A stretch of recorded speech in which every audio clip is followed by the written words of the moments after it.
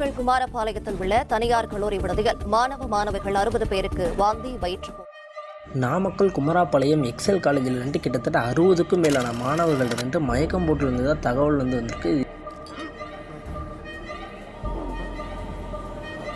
இது எதனால் நடந்துச்சு அப்படின்னு பார்த்தீங்கன்னா ஹாஸ்டலில் பராமரிப்பு சரியாக இல்லை.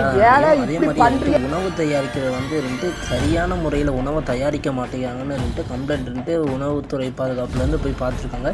இந்த மாதிரி உங்கள் ஹாஸ்டலில் அப்படி இல்லைன்னா உங்கள் தெரிஞ்ச இடத்துல ஏதாச்சும் நடந்தால் என்ன பண்ணணும் அப்படின்னு பார்த்தீங்கன்னா நீங்கள் இந்த கொடுத்துருக்க இமெயில் ஐடிக்கு நீங்கள் மெயில் பண்ணலாம்.